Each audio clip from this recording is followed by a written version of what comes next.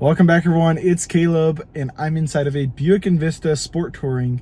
Now, it's starting to get darker and darker even sooner and sooner every day, but I want to try and get you content at as much as I possibly can.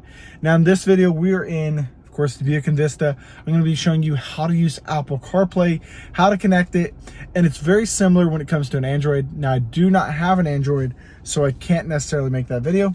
However, this one's for Apple CarPlay. So we're in the Buick Envista. What you're going to want to do is click Apple CarPlay on your infotainment screen, go into settings on your cell phone, go into Bluetooth, go ahead and scroll all the way down as you click connect on the main screen here.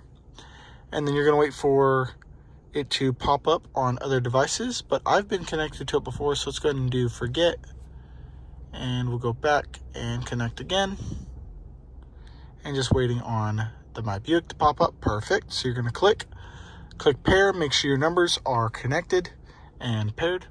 Click allow.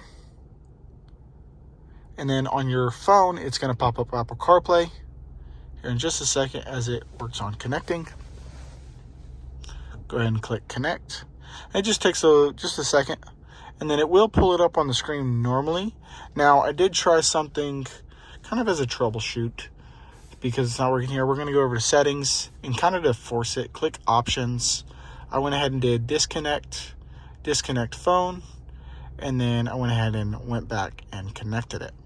It should be able to pop it up now. There we go. Click enable, and either it'll pop up enable or it'll pop it up, or you'll have to do that sort of way. Now, inside of Apple CarPlay, you have all these different customizations you can go through, which is pretty cool in the Buick Envista. That is how to connect Apple CarPlay to your Buick Envista. And as I delete this off of my phone here, but I do want to say thank y'all again for watching. Hope you've enjoyed this video. I'll see y'all on the next one.